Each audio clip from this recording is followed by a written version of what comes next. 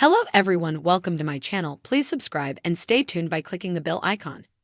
The bear and the need for a place to belong. Every now and then, a fictional character can have a profound real-world impact. I'm thinking, for example, of Jason Sudeikis' Ted Lasso in 2020. There was a moment in the first season of the character's self-titled show when a simple act of immediate forgiveness symbolized the generosity of a show that radiated across American culture and reminded us of the power of kindness and mercy to alter the course of a person's life. In 2023, a very different character is revealing different truths, and the effect is, if anything, even richer and more meaningful. The character is Richie Jurimovic, brilliantly portrayed by Ebon Moss-Bachrach, and the show in which he appears is FX The Bear, the second season of which was released last month. Episode by episode, Richie opens a window into the souls of so very many of our friends and neighbors. He challenges us. He makes us examine ourselves. He forces us to answer an uncomfortable question. How do we respond to people in pain? For those who haven't watched the show or followed the growing amount of bear discourse online, it rests on a simple and dark premise. An elite New York City chef, Carmy Burzatto, Jeremy Allen White, returns home to Chicago after his drug addict older brother commits suicide and leaves him the local family sandwich shop. Of course, Carmy doesn't just inherit a sandwich shop, he also inherits its employees. A collection of longtime friends and co-workers who interact with one another with such high intensity and aggression that there are moments of the show that are actually painful to watch. The entire cast is a delight, but from the opening episode, your attention is drawn to Richie.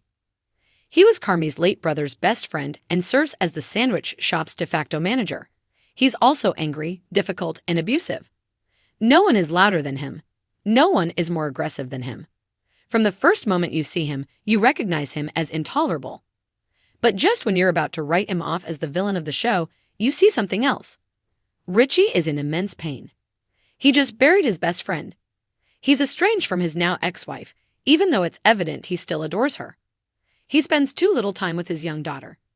In a moment of candor, he tells Carmy that he's all I got. That's one reason for his constant, off-putting intensity. He's lost so much. How can he lose the little that remains? Like many viewers, I was drawn to Richie, in spite of all his anger and irrationality. Why? Because we know him.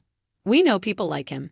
In some ways, we might even be him, especially if we've suffered profound loss. There are millions upon millions of Richies in these United States. Watching the show, I was reminded of Surgeon General Vivek Murthy's April essay in the Times about America's epidemic of loneliness. At any moment, he wrote, about 1 out of every 2 Americans is experiencing measurable levels of loneliness.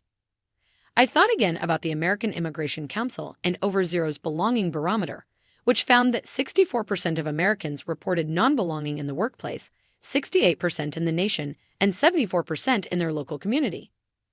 I especially thought about the horrifying reality of American deaths of despair, which are disproportionately concentrated among single men, both the divorced and the never married. That description would include Carmy's late brother, Mikey, John Bernthal.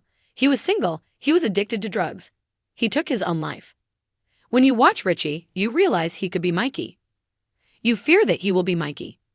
At the same time, however, he's so unbearable, you wonder how any workplace could tolerate his presence, even if that workplace is his last connection to meaning and joy and companionship. I want to be careful about spoilers, but a show that starts as Carmy's story gradually becomes Richie's as well. Episode by episode, we see him come to life. It's not a sitcom-style redemption. He still struggles. He never sheds his intensity or his temper. But we watch as he rediscovers his purpose. There is no one Richie moment like Ted Lasso's singular act of forgiveness. There are instead a series of moments, but they all rest on an unshakable foundation. However dysfunctional they may appear on the surface, the crew at the sandwich shop actually love one another. And by love, I don't mean anything that looks sentimental or even particularly tender. The characters scream at each other. They falter. They take 3 steps forward together and then all fall 5 steps back. Progress takes place, but it never feels guaranteed. You don't know if your hope is false, if disaster awaits in the next moment, in the next episode, or in the seasons to come. If you like the video, don't forget to like, is reflected in the 2 truths that slowly emerge on the show. Richie has a place, and Richie has a purpose. Though he lurches from confrontation to confrontation, he stays. Carmi keeps him. They call each other cousin, not because they're related, but because of the strength of their bond. Even the people who scream at him recognize that there is more to him, virtues that he struggles to convey. And when he is seen for who he can be, and not fixed in place as who he is, you can feel the hope radiate from your screen. One of the most beautiful passages in all of Scripture is in the book of Isaiah. In Christian tradition, the prophet describes the coming Messiah and declares, "A bruised reed he will not break, and a faintly burning wick he will not quench." Richie is the very definition of a bruised reed, and as is so often the case, his bruises don't manifest themselves in attractive ways. It's easy to love someone who presents as vulnerable. It's harder to love those who manifest their pain with rage and snarls. I've seen this with my own eyes.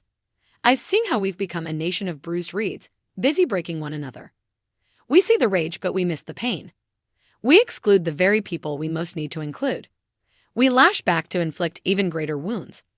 We forget to seek the virtues hidden under a shell of ice. I'm not a television or film critic. I'm a fan. That means I approach movies and TV shows predisposed to like them. But I can still recognize a transcendent performance, and my amateur recommendation is to give Moss Bachrach, the actor who plays Richie, all of the awards. Now, episode by episode, his performance reveals both the nature of suffering and the simple human power of telling a person in pain, by deeds even more than by words, that he will not be left behind, that he has a place where he truly belongs.